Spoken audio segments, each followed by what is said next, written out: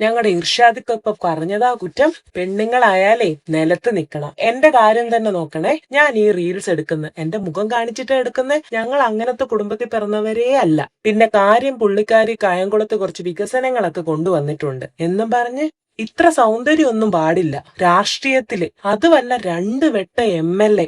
അല്ലേലും എനിക്ക് തൊലിവെളുപ്പുള്ളവളുമാരെ ഒന്നും അത്ര ഇഷ്ടമല്ല. പിന്നെ കുറച്ച് കഴിവും മിടുക്കും കൂടെ ആയ എനിക്ക് ചൊറിഞ്ഞങ്ങ് കേറും.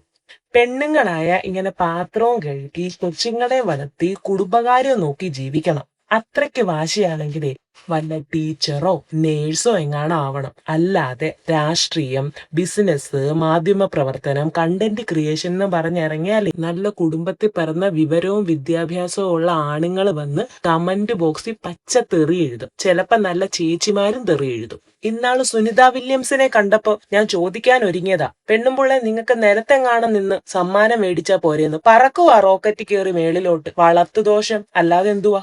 പണ്ടേ ഇന്ദിരാഗാന്ധി പ്രധാനമന്ത്രിയായപ്പോ എന്റെ അമ്മായിച്ചൻ ഈ രാജ്യത്ത് ജീവിക്കത്തില്ലെന്ന് പറഞ്ഞ് കൊളംബിലോട്ട് നാട് വിട്ടതാ. ശൈലജ ടീച്ചർ ആരോഗ്യമന്ത്രിയായപ്പോ എന്റെ ചേട്ടൻ പിന്നെ സർക്കാർ ആശുപത്രി പോയിട്ടില്ല.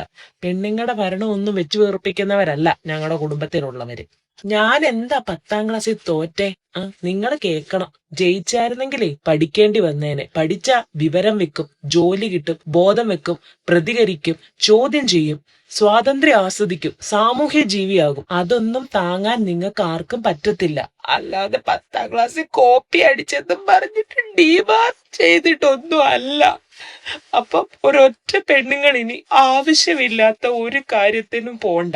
ഓർമ്മയുണ്ടല്ലോ, ചിഹ്നം ഏതായാലും കുഴപ്പമില്ല, പേര് വായിച്ചിട്ട് വോട്ട് ചെയ്യണം.